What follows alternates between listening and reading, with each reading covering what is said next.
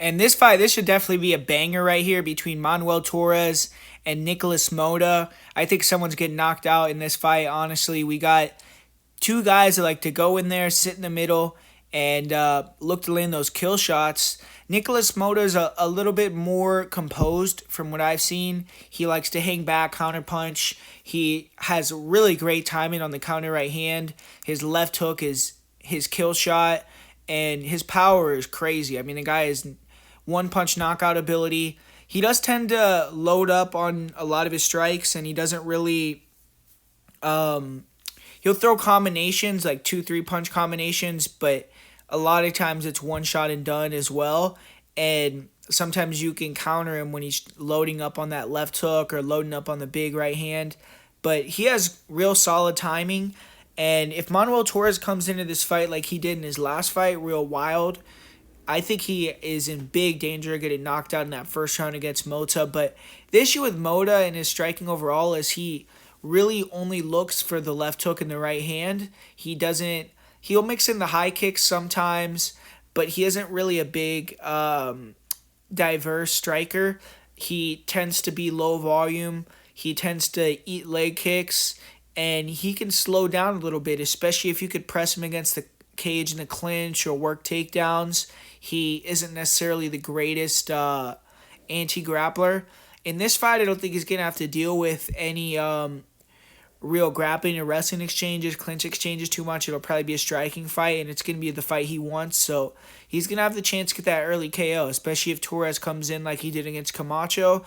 But with Manuel Torres, we got a guy that he is the striking coach or one of the striking coaches for Entrim Gym.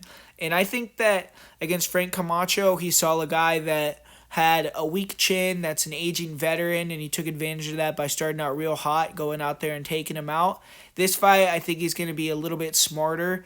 And with Torres, he has really nice jab. He'll throw real nice, tight, straight punches. He's long, rangy. He has nice kicks. He ends combinations with kicks real well. He's a slick striker, real aggressive guy too. Goes for the kill.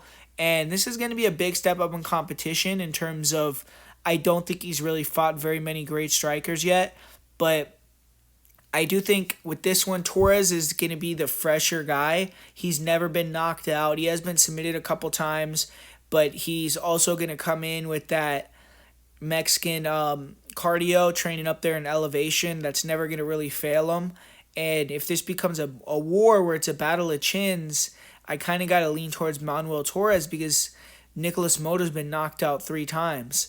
And I'm not really that confident, especially with Torres being the favorite and where he is, because he hasn't fought really anyone. Like I said, I guess Frank Camacho is a pretty decent victory, but Camacho was at the tail end.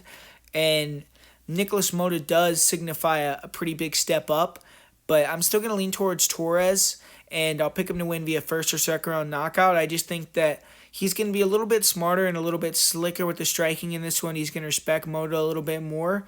And at the end of the day, I think he's going to be the more durable guy. So when he lands, I think Motta's not going to be able to take it. If Motta lands a little bit, I think Torres might be able to return back and get the better of the firefight. So I'm going to go with Manuel Torres to win this one via first or second round knockout.